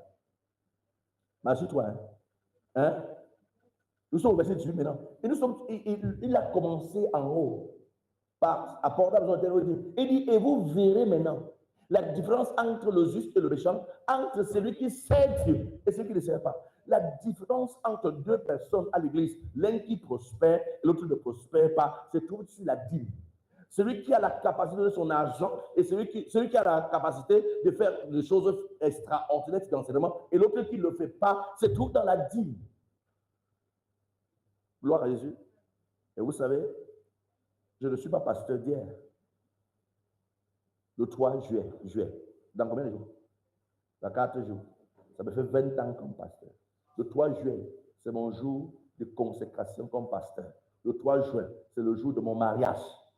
Donc, le mois de juillet qui arrive là, c'est le jour de mon bonheur. C'est le mois de mon bonheur. Je ne suis pas né en juin, mais le juillet a apporté de bonnes choses dans ma vie. J'ai été consacré le 3 juin. Je me suis marié le 3 juin. Le 2 juin, j'étais à la mairie. Et le 3 juin, j'étais à l'église. Donc, je ne parle pas comme quelqu'un qui commence le ministère pastoral. Hello. Tu vois ma tête blanche, tu dis non, c'est un petit pasteur qui vient d'être dit. Non, je roulais ma bosse, frère, je roulais ma bosse, sœur. Je n'ai pas encore vu dans l'église une personne qui est déloyale envers sa dîme prospérée depuis 20 ans de ma vie. Avant d'être 20 ans comme pasteur, j'ai au moins passé minimum 5 ans comme ancien et ministre de l'église. Donc, je connais ce que tu dis là. Je n'ai pas vu. Tous les jongleurs finissent par être pauvres. Et tous les gens fidèles finissent par devenir prospères. Ça peut paraître un peu difficile au début, mais ils sont en train de tracer un chemin de la prospérité. C'est une vérité fondamentale de la part de Dieu. D'ailleurs, Dieu ne demande pas ton avis. D'ailleurs, lui-même a dit non, mets-moi l'épreuve et tu me verras. Je n'ai pas vu. Hello. Et j'ai vu des églises jonglées. Ne pas payer la dîme de l'église. D'ailleurs, je peux parler dans une église où on ne paye pas la dîme de l'église là-bas à Dieu. Parce que vous appelez la pauvreté sur tout le monde. Je répète ça. Je répète. Si je dois entrer dans une église, je dois souvent écouter le pasteur jusqu'à entendre que le pasteur dit je paye ma dîme, je viens dans cette église-là. Parce que je sais que là où je parle, j'ai payé ma dîme et ça va continuer à couler. Pourquoi je dis ça? Lorsque vous payez votre dîme dans une église où l'église ne paye pas sa dîme, ça devient comme de l'eau stagnante. L'eau qui ne coule pas finit par être contagieuse, finit par être polluée, finit par être nauséabond. Parce que ça ne coule pas. La dîme doit couler pour permettre que les flux de bénédiction continuent. Je peux bien t'affectionner, mais si je ne suis pas fidèle avec ce principe, I cannot pay my tithe to you. It's not possible. Malgré toute l'affection que j'ai pour toi, je ne peux pas payer. Gloire à Jésus. Nos enfants, par exemple, qui sont ici et qui vont à l'étranger et qui continuent de payer leur dîme dans cette église, ont des témoignages. Ceux qui sont partis ont oublié, ils ont aussi des témoignages négatifs. Peut-être pas parce qu'ils ne payent pas, peut-être qu'ils continuent de payer. Sauf que, est-ce que là où ils payent, le ministère continue de payer aussi? That is the question. That is the question. Donc, est-ce qu'il continue, là où il paye, le pasteur continue de payer? Et s'il ne paye pas, c'est que l'endroit est stagnant. C'est polluant. Ça sent. Et tout ce qui sent ne peut pas produire. L'eau qui sent, vous pouvez planter l'haricot avec de sa mère. Hello. Il y a quelqu'un qui est avec moi ce soir? Demande à ton voisin, est-ce que tu es fidèle avec Dieu? Dieu veut te distinguer financièrement. Est-ce que tu es donc prêt? Il dit, vous verrez la différence entre celui qui me sert et celui qui ne me sert pas. Donc, quand vous payez votre dîme, Dieu fait la différence. Demande ton voisin, tu connais la différence entre toi et moi? C'est juste que je paye ma dîme et tu ne payes pas ta part. Amen. Gloire à Jésus. Quelqu'un avec moi encore ce soir? Amen. La dîme sécurise la destinée. Cinquième point.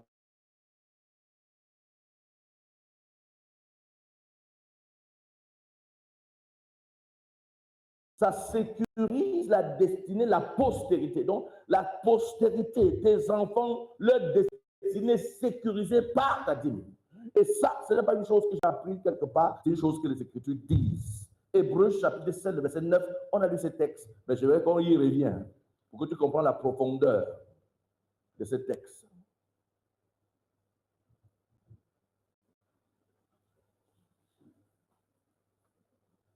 De plus, Lévi qui perçoit la dîme l'a payé pour ainsi dire par Abraham. Qui connaît Lévi? Qui connaît Lévi? Oui, les gens, les codimes connaissent Lévi. Gloire à Jésus. Lévi, c'est le fils d'Isaac. Non, de Jacob. Jacob est le fils de qui? D'Isaac. Isaac est le fils de qui? Abraham. Lévi, donc, est l'arrière-petit-fils. Parce que, non, oui, Jacob est le petit-fils. Mais Lévi, c'est l'arrière-petit-fils d'Abraham. Abraham. On comprend ça? Est-ce qu'on comprend ça?